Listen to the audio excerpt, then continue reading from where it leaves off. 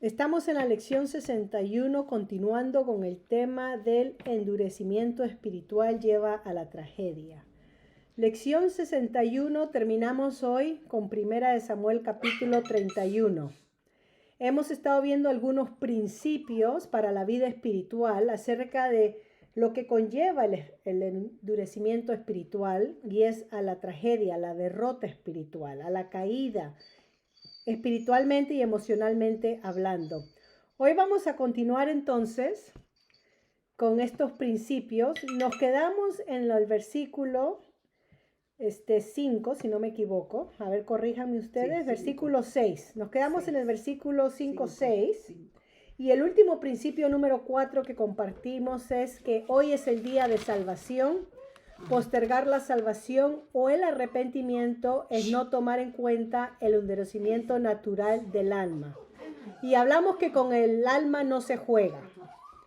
Vamos a continuar hablando acerca entonces de este endurecimiento espiritual, siguiendo con los principios.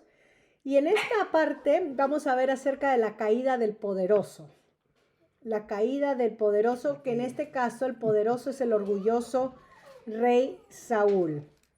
Nos dice en el versículo 6, y esto también lo vamos a ver en 2 de Samuel, esto también lo vamos a ver en el capítulo 1, pero nos dice en el versículo 6 que el escudero de Saúl lo vio, viendo su escudero a Saúl muerto. En el capítulo 1 de la segunda parte, que es el próximo libro, vamos a ver la versión de la Amalecita que da el reporte a David. Y vamos a ver cómo esta versión aparentemente parece que contradiciera esta versión que vamos a ver, pero no es así. Sino que este Amalecita va a tratar de ganarse crédito para ganar algún favor de parte de David como próximo rey de Israel. Sabemos que Saúl entonces cae sobre su propia espada y entonces queda ahí muerto, ¿no? Queda ahí, muchos dicen queda con vida, la Amalecita termina de matarlo o él termina desangrándose muerto. Vamos a ver eso la próxima semana cuando estudiemos este capítulo 1 de 2 de Samuel. Pero miren en versículo 7, porque hay secuelas de esta batalla con los filisteos. Y la derrota, lo que significa para Israel, dice así versículo 7. Y los de Israel que eran del otro lado del valle y del otro lado del Jordán, viendo que Israel había huido y que Saúl y sus hijos habían sido muertos, dejaron las ciudades y huyeron. Y los filisteos vinieron y habitaron en ellas. Y esto es lo que hemos estado hablando sobre que dejaron y huyeron. Los filisteos entonces tomaron posesión de nuevas ciudades de los hebreos, ¿ok? La victoria de estos filisteos hizo que ganara territorio hebreo. Eso es lo que nos está diciendo el escritor. Así que ocuparon el territorio del otro lado del Jordán. Israel, ya que su rey había muerto y los hijos del rey Saúl habían muerto, estaban realmente derrotados. Y como sucede cuando un líder cae, esto generalmente siembra pánico entre el pueblo. Y esto es lo que sucede con Saúl. Saúl cae, muere y sembró el pánico entre el pueblo de Dios. Y esto es algo parecido porque nuestro Señor Jesucristo, cuando habló a sus discípulos sobre su muerte, cuando él comenzaba a anunciar su muerte, su ida a Jerusalén y que iba a ser entregado y morir, él dice, nuestro Señor Jesucristo en Marcos 14:27, dice así: entonces Jesús le dijo, todos os escandalizaréis de mí esta noche, porque escrito está, heriré al pastor y las ovejas serán dispersadas. Y esto es lo que sucede cuando cae el rey Saúl. Todo Israel es dispersado, todos huyen. Lo mismo sucedió con nuestro Señor Jesucristo. Cae él, es arrestado y sus discípulos lo abandonaron y huyeron. En el caso del rey Saúl era su pecado, su rebelión, su corazón endurecido, su falta de arrepentimiento, lo que afectó su ruina. ¿Ok? Eso es lo que hemos estado viendo a través del ascenso de Saúl y su descenso del trono. En un sentido, la vida espiritual de Saúl puso en peligro a la nación de Israel. Y esto es interesante porque por acá sacamos algo que es triste cuando se habla de los líderes del pueblo de Dios, cuando se habla de los ministros o de los pastores. Si ellos están mal espiritualmente delante de Dios, por más alarde que hagan de sus conocimientos teológicos, por más dominio o control tengan sobre la congregación de Dios, que sabe dirigir, que sabe ser un buen líder, si su vida espiritual de ese líder está mal con Dios, no está bien y solamente esa persona y Dios lo sabe, si eso está mal, eso significa que pone en peligro la congregación que pastorea. Pone en peligro, porque su caída significará esto mismo, que su congregación se dispersa y nadie sabe para qué lado coger. Así que hay una mayor responsabilidad para los líderes espirituales, porque su caída pone en peligro no solamente a ellos y a su familia, pero a todas las personas que pretende dirigir. Y es por eso que en el Nuevo Testamento tenemos estándares altos para los líderes espirituales. Tenemos, por ejemplo, en Primera de Timoteo y Tito, tenemos sobre que nos habla que ellos deben de ser irreprensibles por causa justa ante el pueblo de Dios y el mundo. Personas irreprensibles que no tengan nada de qué marcarles o tacharles que hicieron mal. Esto está en Primera de Timoteo 3:2 y Tito capítulo 1:6, con otras, obviamente, cualidades, ¿no?, que se le pide a los líderes. Primera de Timoteo 3:2 y Tito 1:6. Entonces, el estándar para todo aquel que va a tomar una posición de liderazgo, sea dirigir como pastor, sea en la dirección de la alabanza, sea en la dirección del ministerio de jóvenes, de damas, ministerios sociales, cualquier posición de responsabilidad donde tiene a cargo personas, donde es responsable de influenciar para bien y dirigir a las personas en la edificación de la palabra del Señor, en el crecimiento espiritual, cualquier de estas personas que tengan esta responsabilidad, debemos de seguir los principios bíblicos en buscar personas que sean, según 1 Timoteo capítulo 3:12 y Tito 1:6. Y una de las cosas que habla ahí es una persona irreprensible, que tenga buen testimonio para los que están dentro del pueblo de Dios y para los de afuera, aquellos que no son cristianos, que no puedan decir, y ese, miren a ese es el que enseña a los jóvenes y mira, yo lo conozco, este es un borracho o este es una persona que le gusta desfalcar dinero, no paga a tiempo, lo que sea. ¿Okay? El testimonio es importante. Principio número 5. Y de esto podemos hablar mucho, ¿no? Porque es triste ver cuando caen los líderes que dirigen congregaciones, caen en pecado, caen en rebeldía y con ellos se llevan a todo un pueblo. Y muchas personas por ese mismo testimonio dicen, ya no quiero pisar una iglesia. Entonces se sirve de piedra de tropiezo. Cuenta se dará a Dios y es triste llevar esto, ¿no? Principio número 5. La caída de los que están en liderazgo, y nuevamente esto incluye a pastores, ministros que dirigen jóvenes, sociedad de damas, a los mismos padres que son los guías espiritual de sus hijos, ¿ok? La caída de los que están en liderazgo afectará a las personas a su alrededor. Afectará. Así que un liderazgo no se ejerce aislado, en el anonimato.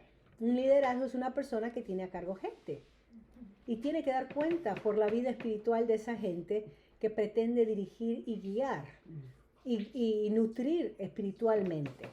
Ya Pedro nos habla en el capítulo 5 de 1 de Pedro de que una de las cosas que estos líderes no deben de hacer es enseñorearse sobre los que están debajo de él.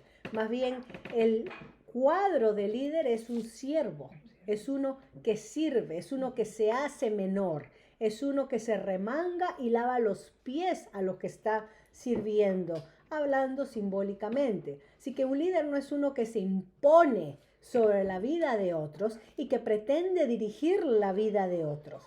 Un líder es uno que sabe influenciar en las cosas de Dios para bien, para edificación y no para tropiezo. Okay, el otro pasaje era 1 Pedro capítulo 5, ahí lo pueden encontrar. Versículo 8 al 10. Vamos a ver cómo los filisteos deshonraron los cadáveres del rey Saúl y sus hijos. Aconteció el día siguiente que viniendo los filisteos a despojar a los muertos, hallaron a Saúl y a sus 3 hijos tendidos en el monte de Gilboa, y le cortaron la cabeza, y le despojaron de las armas, y enviaron mensajeros por toda la tierra de los filisteos para que llevaran las buenas nuevas al templo de sus ídolos y al pueblo. Y pusieron sus armas en el templo de Astarot, y colgaron su cuerpo en el muro de Bet-San. ¿Recuerdan el capítulo 5 de Primera de Samuel? ¿Cómo los filisteos hicieron lo mismo con el arca?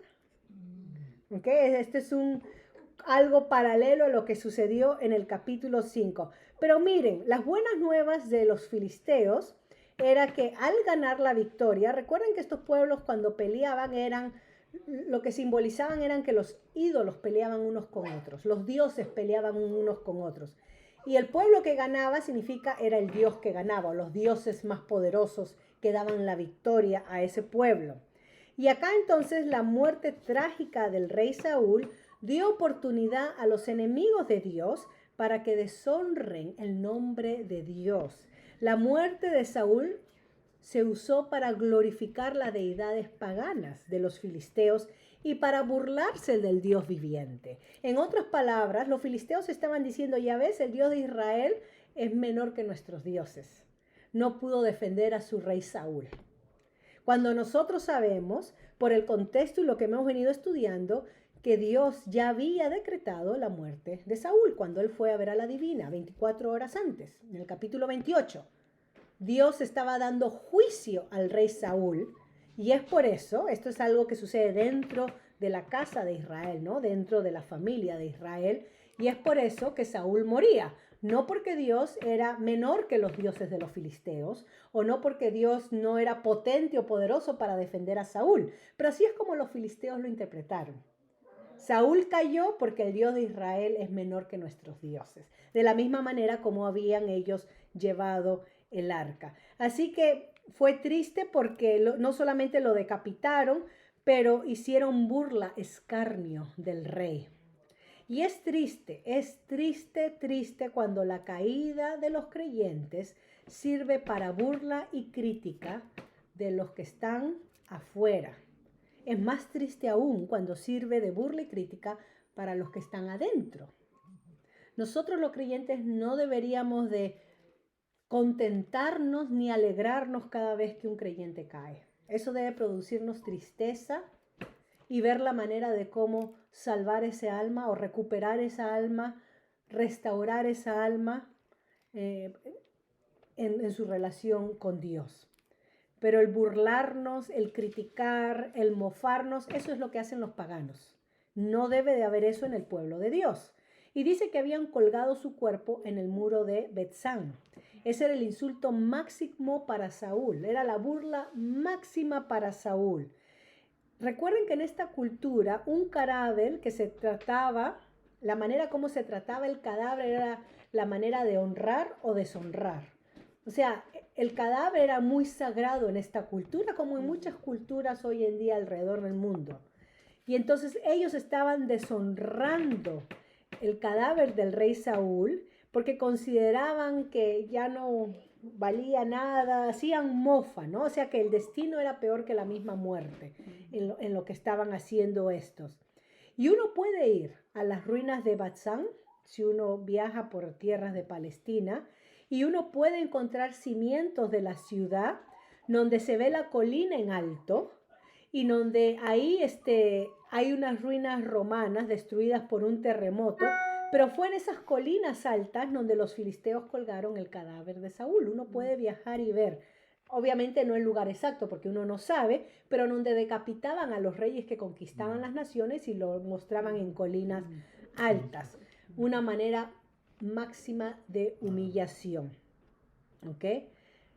Y ¿saben qué? Lo triste es que hoy en día, de la misma manera, hacen mofa y burla cuando un creyente cae. Cuando un creyente cae, es publicado en todos los medios sociales, Instagram, Facebook, hacen memes, ¿no? Chistes, burlas de líder. Y lo peor es cuando los creyentes se paran del mismo lado y se unen a la burla, a la crítica y a la mofa. Un ejemplo no muy lejano fue lo que sucedió con Ravi Zacharias. Algo triste, pero miren cómo reaccionaron muchos creyentes sin obviamente ir al mundo incrédulo, ¿no? Pero esto es lo que están haciendo con el rey Saúl, exhibiendo a humillación su cuerpo. Entonces nosotros no debemos de hacer eso. No debemos de hacer eso. Versículo 11 y 13. Mas oyendo los de Jabes de Galaad, oyendo lo que sucedió, esto que los filisteos hicieron a Saúl, todos los hombres valientes se levantaron y anduvieron toda aquella noche y quitaron el cuerpo de Saúl y los cuerpos de sus hijos del muro de Betzán, y viendo a Jabes los quemaron allí. Y tomando sus huesos los sepultaron debajo de un árbol en Jabes y ayunaron 7 días. Entonces, en este tiempo de desgracia, de pérdida, de tragedia, Dios todavía tenía hombres valientes para hacer su obra. Estos hombres de Jabes de Galaad eran los que sacaron los cuerpos de Saúl, de sus hijos, de esa humillación y le dieron un entierro apropiado. ¿Ok? Y gracias a Dios porque siempre va a haber gente valiente que se va a parar y va a decir: nosotros no vamos a tener parte de esta burla y de este escarnio. Por más pecador y rebelde que haya sido Saúl a Dios, era el rey. Y como hemos visto en temas pasados, el oficio del rey merece respeto, ¿no? Como hemos visto en temas pasados. Así que Saúl ya no está y ahora vamos a ver cómo Dios va a poner a David en el trono. Todo el ejército de Israel entonces está totalmente perdido, pero a pesar de esto, que el ejército huyó, estaba perdido, Dios todavía tenía estos hombres valientes. ¿Okay? Ten esto en mente. Principio número 6.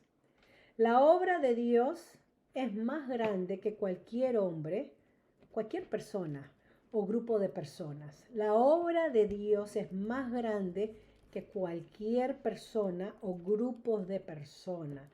Los de Jabes de Galaad, considerados como hombres valientes, porque así pasó su registro en la historia, son reconocidos por su gratitud. Y esto está implícito en el texto.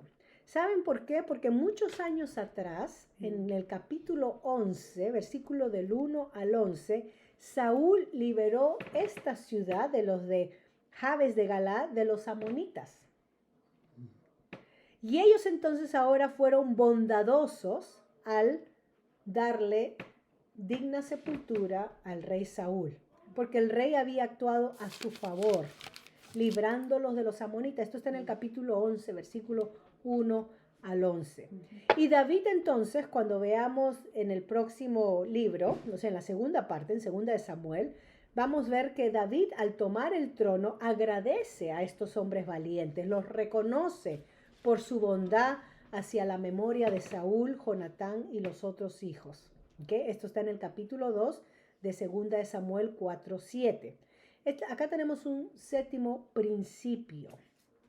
La gratitud hace que sirvamos en tiempos de necesidad y penurias, tiempos de crisis. La gratitud hace que sirvamos en tiempos de necesidad y penurias o crisis. Porque ahí es donde uno demuestra, ¿verdad? En tiempos buenos, cuando todo está bien, cuando todo es cómodo, cuando todo es Dios te bendiga, hermano, cuando todo es qué bien la pasamos, es fácil ser grato. Doy gracias a Dios por mis hermanos, porque tenemos una buena coinonía, un buen compañerismo, nos llevamos bien, no hay conflictos. es fácil ser grato. Pero ¿qué cuando sucede crisis? Situaciones donde quizás otros que se portaron mal con uno necesitan ayuda o necesitan un acto de servicio, de misericordia. ¿Cómo respondemos? Ahí entonces se va a probar la gratitud. Porque últimamente si la persona no le debemos nada, porque no ha hecho nada por nosotros, el creyente obra en gratitud hacia Dios, porque es Dios el que ha hecho todo por nosotros. Que muchas veces podemos ser gratos con aquellos que son gratos. Y nuestro Señor Jesucristo dice, ¿qué recompensa hay si invitan a sus casas a aquellos que les invitan a su casa? Inviten a aquellos que nunca le van a invitar.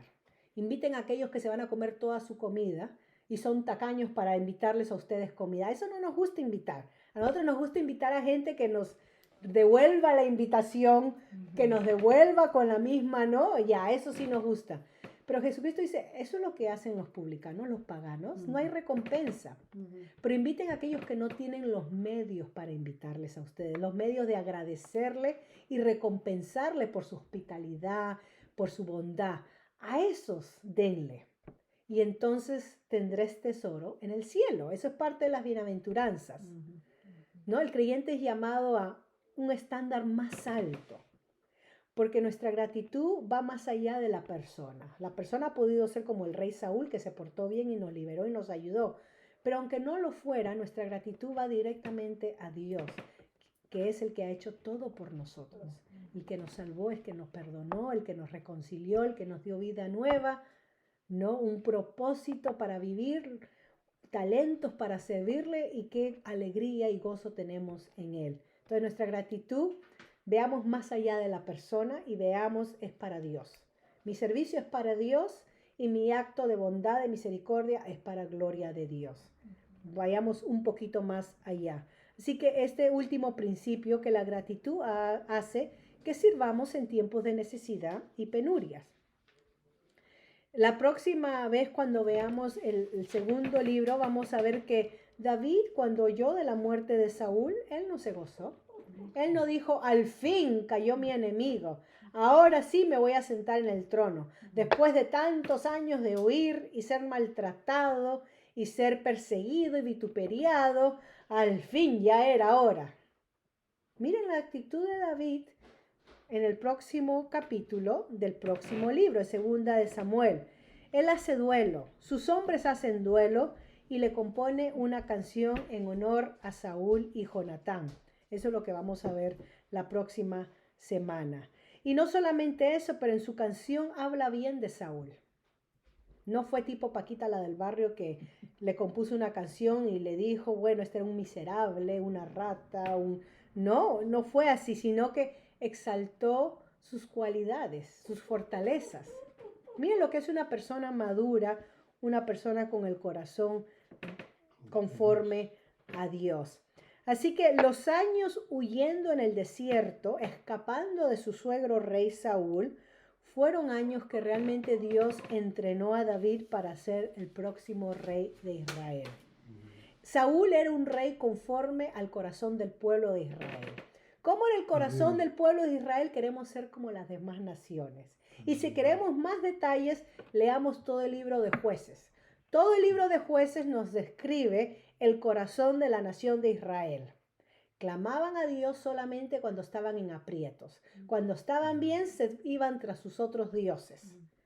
Cuando una nación los conquistaba y los subyugaban, y ya se hacía la cosa, pero color de hormiga, ahí recién clamaban a Dios y Dios lo liberaba a través de la mano de un juez, de un guerrero.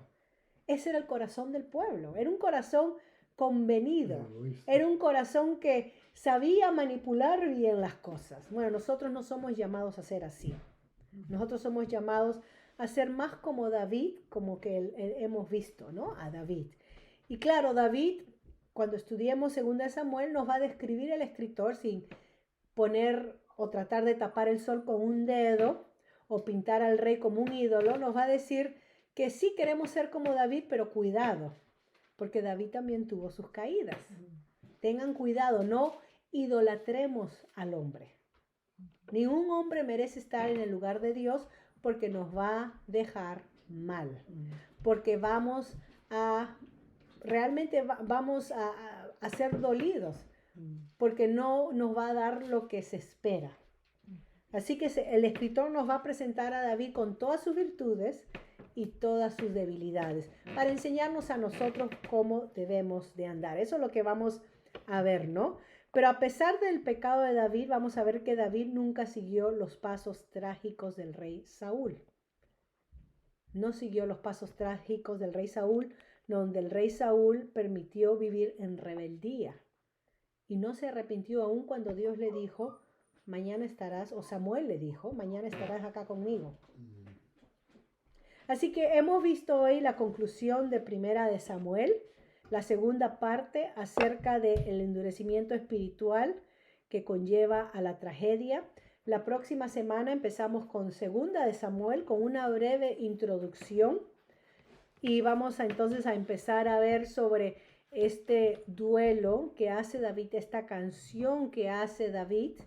Y vamos a ver algunos paralelos también con Pablo, porque en Segunda de Corintios, capítulo 3, capítulo 2, capítulo 3, esto para la próxima semana, ¿no? Pero si quieren leer Segunda de Corintios, capítulo 2 y 3, vamos a ver sobre el dolor que causa el pecado y cómo debemos de ser personas que ministremos para la consolación, porque tenemos un Dios que nos consuela a nosotros en nuestras tribulaciones y debilidades, y nosotros debemos también ser personas consoladoras, especialmente cuando una persona ha caído en pecado y es restaurada, ¿no? Es restaurada al cuerpo. Nuestra actitud no debe ser una actitud de maltrato, de, bueno, ahora que tú pecaste, tú eres menos que nosotros, o ya no te consideramos, etcétera. Esa no es la actitud cristiana. Vamos a leer entonces la próxima semana, 2 Corintios, capítulo 2 y 3. Les pido que lo lean